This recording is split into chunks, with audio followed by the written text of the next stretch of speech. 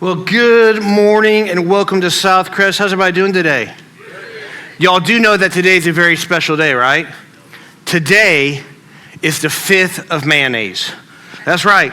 It is May the 5th. And so we want to celebrate today, and I have a special gift I want to give to one of our church members. So if my lovely assistant would come out to join me here, we have a lovely gift to give you. It is a jar of mayonnaise, and Hellman's too. We went all out on this and said, hey, we're going to spare no expense as we give the gift of mayonnaise.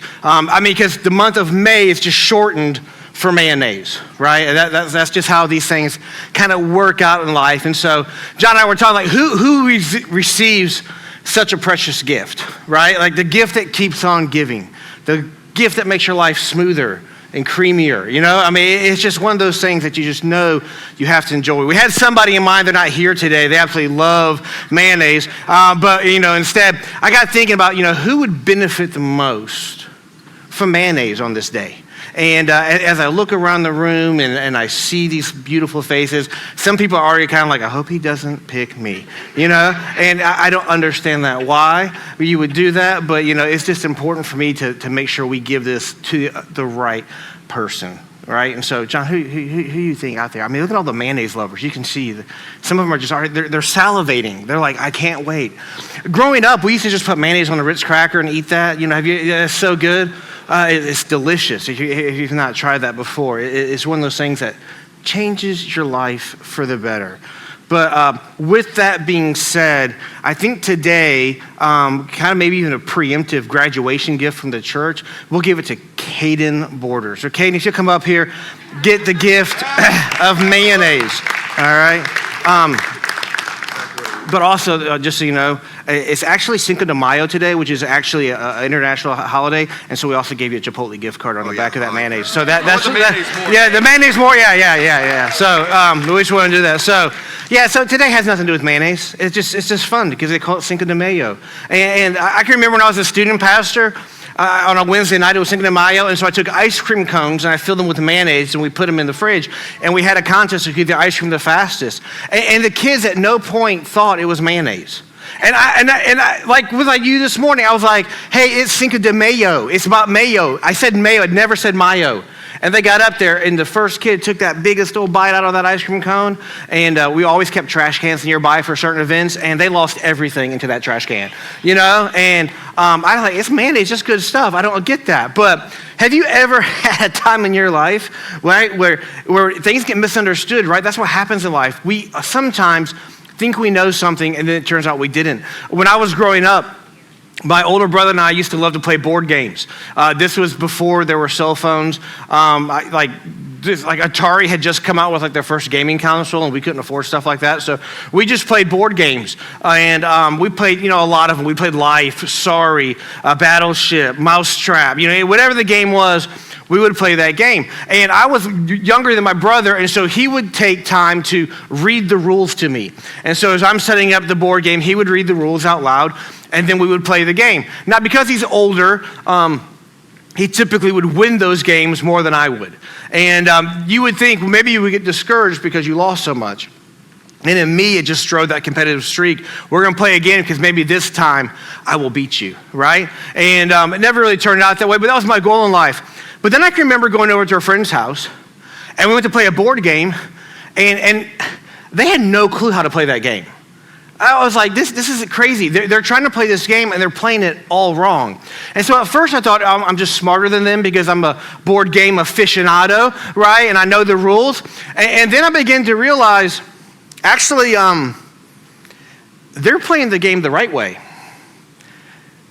See, the rules I had learned in life were the rules my older brother read to me, which were the rules my older brother had made up before the game to make sure that he won every game that we played, right? There were his cheating rules that he read out loud. My older brother was the king of halfway through a game, oh no, you can't do that. The rules say this. He would make up rules as we went to make sure he would win the game. And so when I actually got to someone else's house who actually played by the real rules, I realized I didn't know how to play this game at all, I didn't realize in Battleship you weren't supposed to give stuff away, you're supposed to keep it hidden. And so there's strategies and there's things that you realize, man, I wish I would have known that better. And that happens to us in life.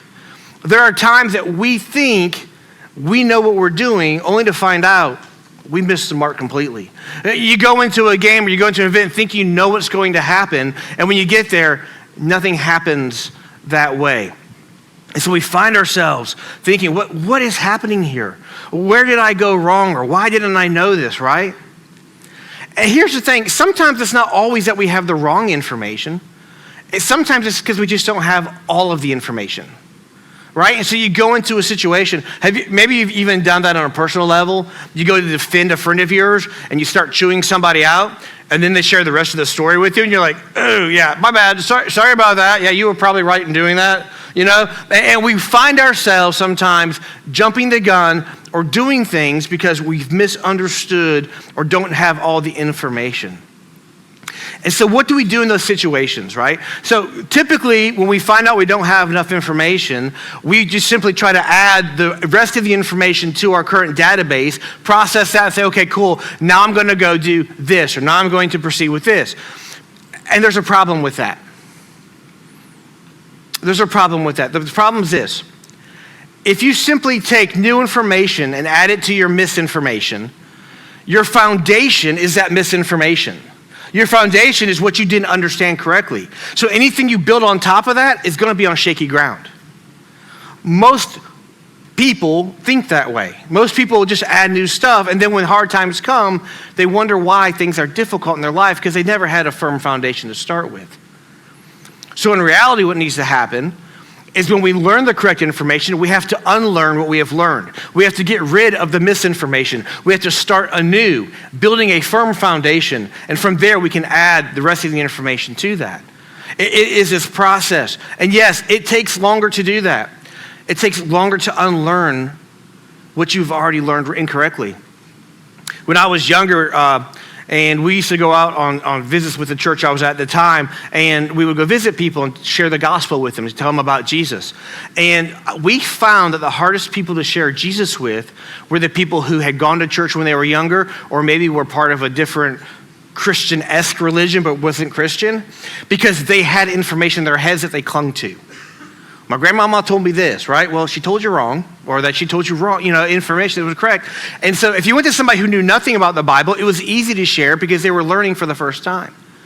But for the other people, you had to unlearn what they've learned. You had to kind of talk with them like, well, that wasn't exactly what the Bible's saying here, and try to show them that proof. And so he's reteaching, helping people to get rid of the bad stuff and take in all the good stuff. That's kind of where we have to go. So a few months ago, in my morning men's life group, we're going through the book of James, and we came across a passage in James that stirred some conversation. And this passage was one that when you first read it, it seems pretty clear and pretty simple. It just kind of lays it out there, boom, boom, boom, boom, boom. But as we talked and as we started to have conversation, we ended up digging out a whole lot more stuff out of this. And it was something that was kind of like everyone was engaged in it, and it kind of hit me like this is something we might want to talk about. Because I think it's an important part of our lives, and it has a lot to do, and there's a lot at stake with that. And this passage had to do with what true religion really is. What is true religion? Now, in today's world, some people think, well, those are jeans, right? True religion are a really fancy pair of jeans. So I went to go look that up. I went to the clearance section of True Religion.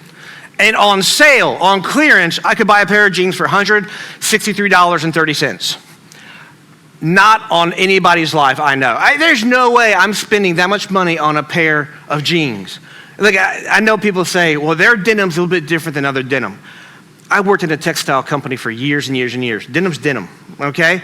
Yeah, you can sew it, do what you want to call it, different things. You can paint different color, but it's denim, right? And they want to charge a ton of stuff. I'm not a True Religion type guy. I'm more of a Maxxinista, right? I go to the TJ Maxx, and I look around.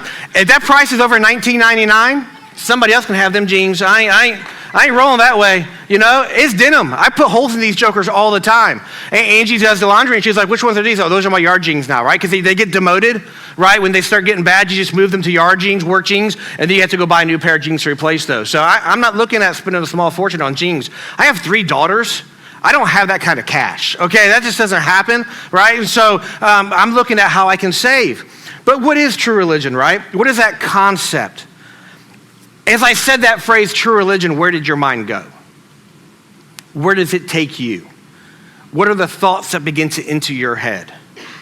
What does religion mean to us?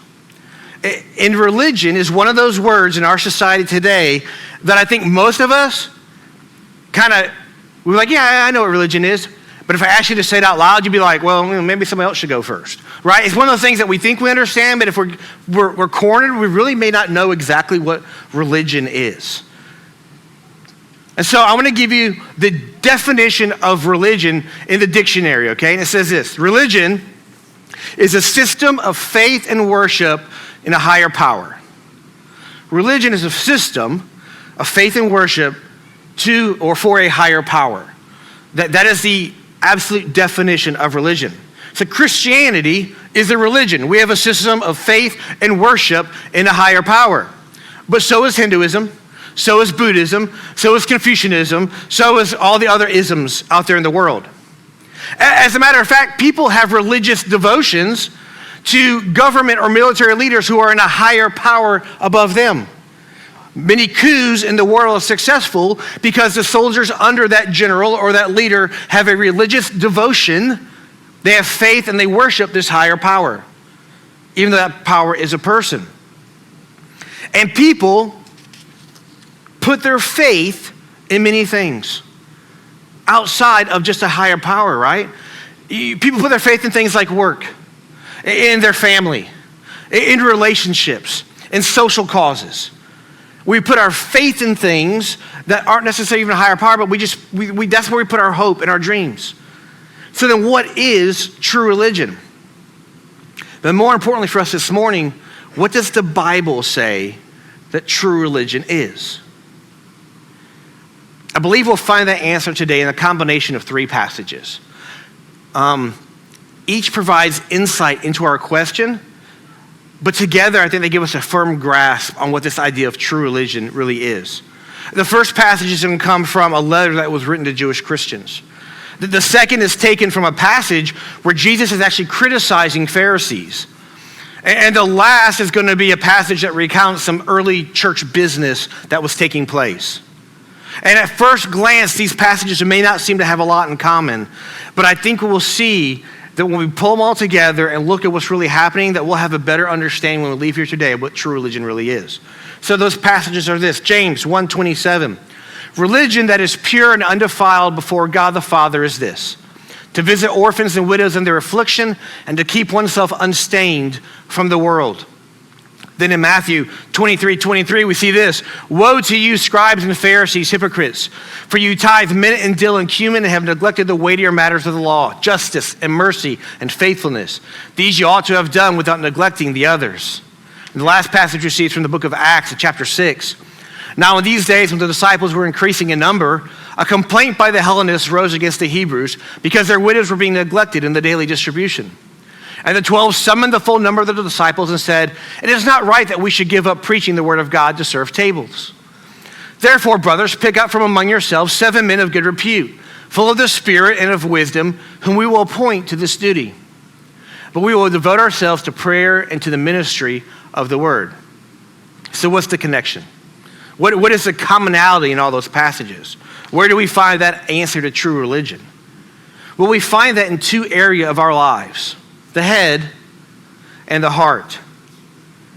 When I speak of the head, I'm referring to that intellectual side of us. I'm not actually talking about the physical noggin right here, right? But I'm talking about our thoughts, our logic, our reasoning, our ability to follow rules.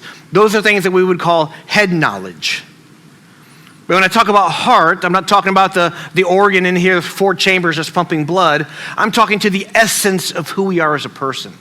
The heart is about our feelings, our emotions. It's about our reactions, those instantaneous type things. It's our empathy, our love. It's our fears. It's our silliness. And in these passages, this is what we see. We see the head staying unstained from the world, giving the tithe and teaching people. All of these are things that we would consider tasks, things that you do. But we also see the heart, or lack of it in some of these verses, about caring, justice, mercy, fairness.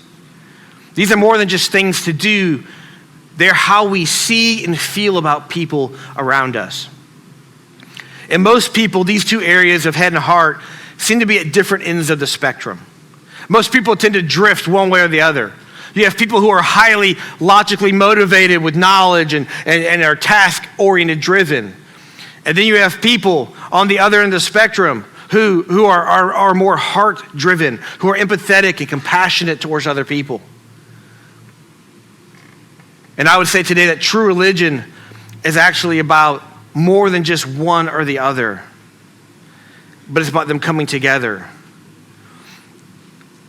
It's the blending of those two things, of the head and the heart. It's about doing things, but doing them on purpose or for a purpose. It's about feeling things, but doing something about those things that we feel. So before we get too far, let's walk back through each of these passages to see the head and the heart in each of them and how they work together. So in James 1:27, which is what started this whole thing for me, religion that is pure and undefiled before God the Father is this: to visit orphans and widows in their affliction and to keep oneself unstained from the world. Here, James, the brother of Jesus, is telling Jewish Christians to not just follow the law, but to care for people, to have heart for them. The law would be the head, caring for people with the heart.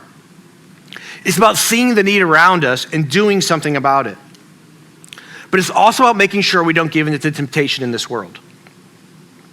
Love people, but don't become unstained. Don't become unstained. Don't give in to what the world is tempting you. Listen, anybody can do something nice. But we are to do nice things because we want God to be glorified. Next, we see Jesus coming down hard on the Pharisees, the religious leaders of that day. Matthew 23, it says, "Woe to you, scribes and Pharisees, hypocrites! For you tithe mint and dill and cumin and have neglected the weightier matters of the law, justice and mercy and faithfulness. These you ought to have done without neglecting the other." This comes from a passage, it's called the 7 woes. Jesus is talking to the Pharisees and has 7 grievances against them, just as one of the 7. He's just really laying it on thick. But there's some important stuff we need to catch. First of all, Jesus calls them hypocrites. Speaking of words we don't understand in our world, that's another word. People throw on hypocrite like they know what it means. They call people hypocrites if they don't agree with what they want. That's not what a hypocrite is. A hypocrite is somebody who says something and does the opposite. And Jesus calls them hypocrites. So why is he calling them hypocrites? Here's why. The Pharisees are quick to give of their stuff, but not of themselves. The Pharisees are quick to give of what they have, but not of who they are. And so Jesus calls them hypocrites. Now, I want to pause here for a second, because when I said that, I think I may have stepped on a few toes. And as a good pastor, I want to stop and make sure I stomp a little bit harder on those toes. Okay, I want to make sure I grind in a bit and make sure we feel that. Are we more eager to give to missions than to do them? If I came with you in a need in our church, would you be more the person to say, hey, well, I got some money I can give you to help cover that cost? Or would you say, hey, I'll just go take care of it? Are we the type of people like, hey, let's throw money at a situation, make it go away? Or let's get our hands dirty, get in there and deal with people and get messy? But before we get too far down that rabbit hole of stomping on feet, I want to come off your toes just a bit, because I want you to know what Jesus says in there. He doesn't mind them giving. As a matter of fact, he commends them for giving. Keep on doing that. Keep on tithing. Keep on giving that mint and that cumin. But add to it the heart for caring about other people. Keep on doing the things I've told you to do, but at the same time, add into it love, compassion, mercy, empathy, fairness. Bring that into it as well. And then we finally get to Jesus. A guy named Peter and the church. It says, now in these days when the disciples were increasing in number, complaint by the Hellenists arose against the Hebrews because their widows were being neglected in the daily distribution. And the 12 summoned the full number of the disciples and said, it is not right that we should give up preaching the word of God to serve tables. Therefore, brothers, pick up from among you 7 men of good repute, full of the Spirit and of wisdom, whom we will appoint to this duty. But we will devote ourselves to prayer and to the ministry of the word. Now, in James, we saw him say pure religion is taking care of widows and orphans. And you see Peter saying, I ain't got time to take care of widows and orphans. So are they in contradiction? Are they pushing back on each other? Well, I think you need to understand a little bit more what's happening here. In James, when he writes this letter, he's writing it to the church, the Jewish church.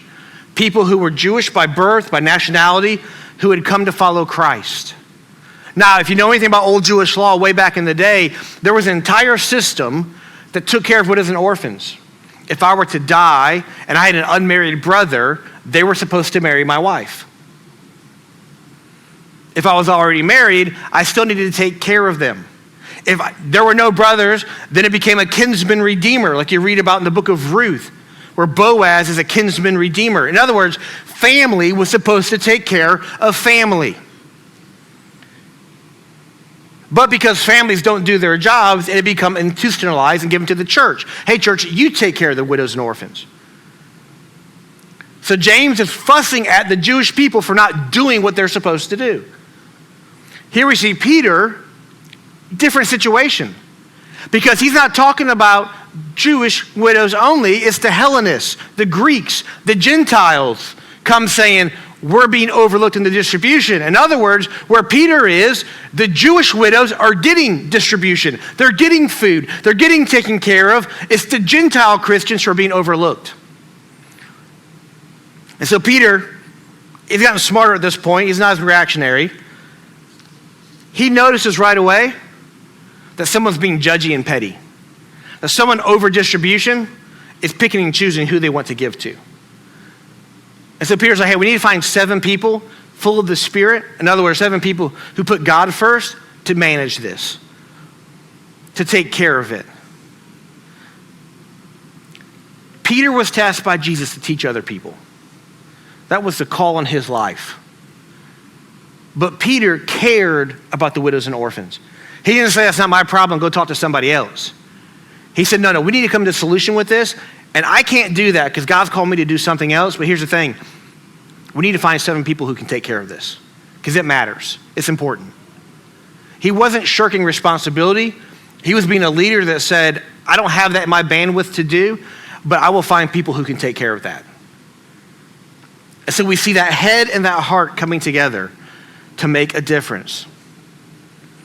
So let me see today if I can kind of tie all this together and help us to understand what these passages have to do with us today, how they can be involved in our lives, how true religion should change our daily lives. I've heard people who read the Bible say, when I read the Bible, it's just a list of do's and don'ts. Here's the thing I have to say about that. That just means to me that when you've read the Bible, you haven't read it clearly, or you haven't read enough of it, if you think it's just a list of do and don'ts. But the problem is, in order to combat that sort of thinking, some people will fire back, okay, it's not just a book of do's and don'ts, right? They'll say, hey, the Bible is all about Christian living. It's an instruction manual of how we're supposed to live, right? It's not a list of do's and don'ts. But when we do that, we end up throwing the baby out with the bathwater. When we make these big sweeping generalizations, we fall into a bad situation. Those who have read the Bible well, who study the Bible, you know it's not just a list of do and don'ts, but it's also not a how-to manual or mere guide for moral living. Truth. Ready to hear what the Bible is? When you read the Bible, you know what you will find? You will find a list of do's and don'ts. The Bible tells us how to live moral lives that please God, and provides us with those rules for that kind of life. But it's not just a book of do's and don'ts. It's far more than that. It's God's grand story of his reign and his redemption. You see, all of those do's and don'ts have a reason. They have a purpose. They're there for us so we might know how to love, obey, glorify, and enjoy God. You see, Christianity is not a moralistic religion. It's not a good behavior only religion. It is a gospel religion of grace.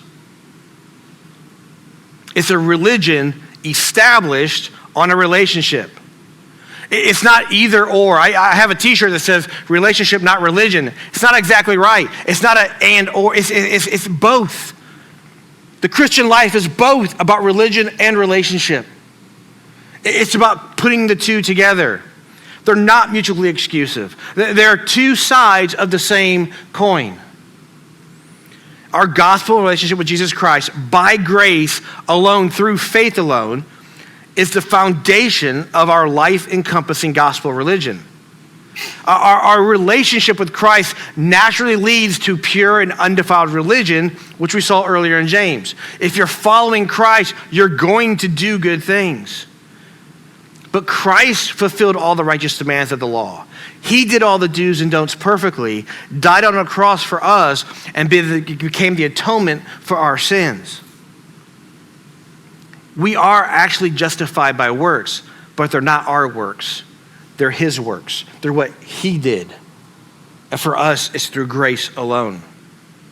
You see, Christ perfectly kept the list of do's and don'ts from his Father.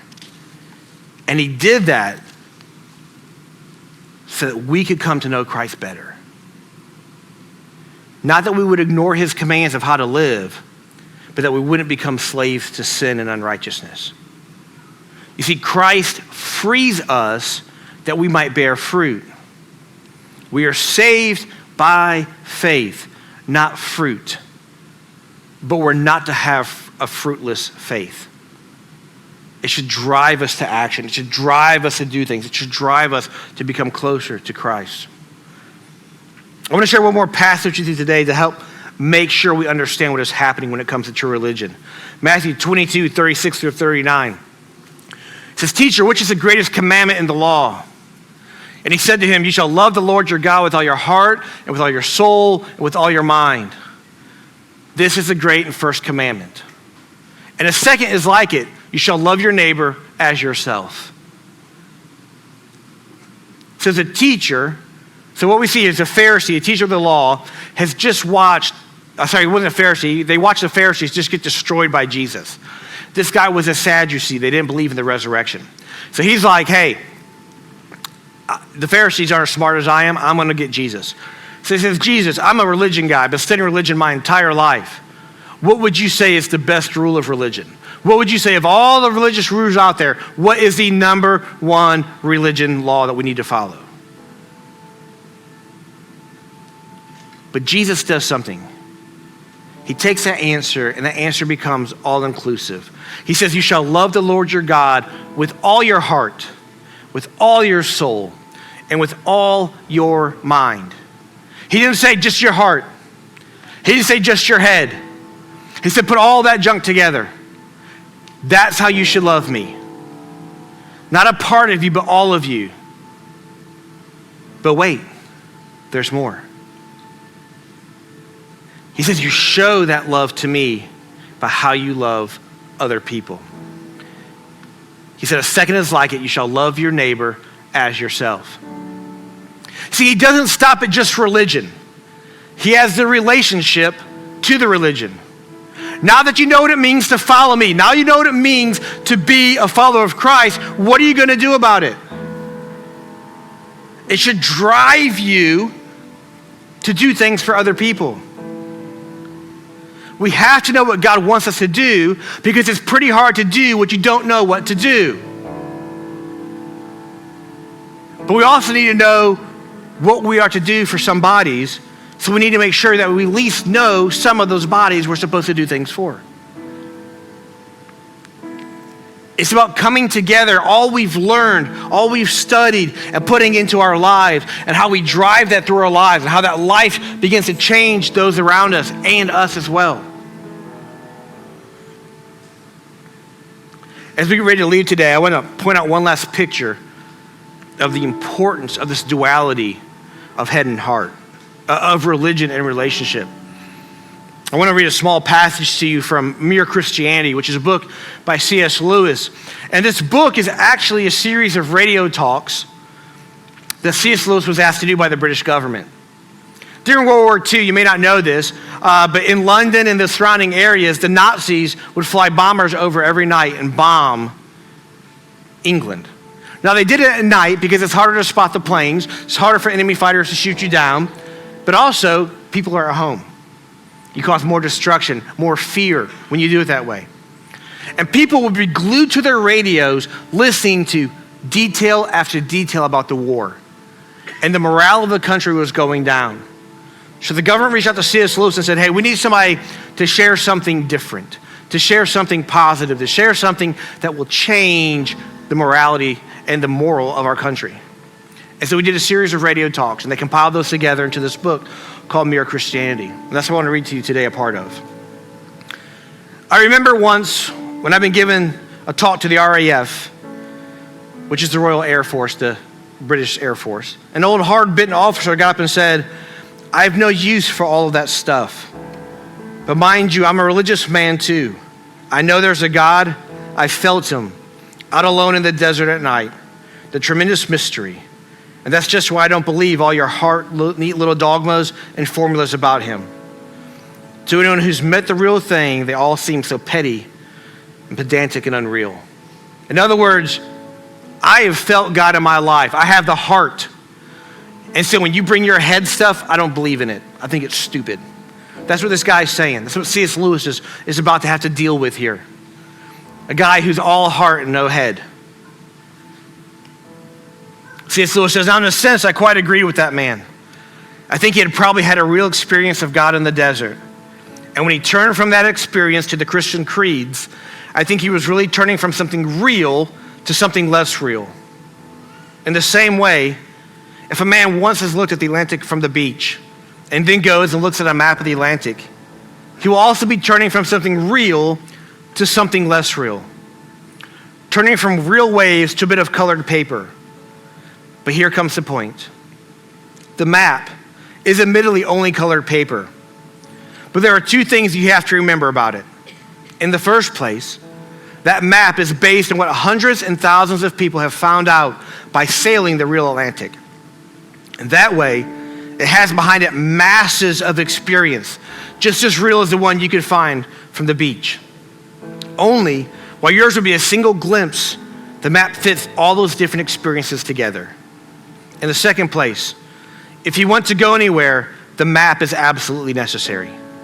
As long as you are content with walks on the beach, your own glimpses are far more fun than looking at a map.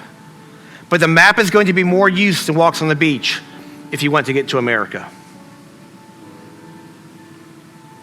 You see, true religion is about following God. It's about following his rules. It's about doing the do's and don'ts. It's about having knowledge of who he is, reading and studying his word. It's about putting that map together. It's about taking your experiences and putting that back to Scripture. There's the promise of God. Here's how it came out in my life. Here's something God said. I see it's true. It's important. But it's also about following the example of Jesus. It's about living lives for others so that they too can have a chance to see who God is, to truly understand who he is. It's a balance between our head and our heart. It's a cycle of knowing things, doing them, learning more things, changing what we know, doing those things. It's about allowing God to use us where we are, but also living lives that bring him glory. It's two sides of the same coin. All about him.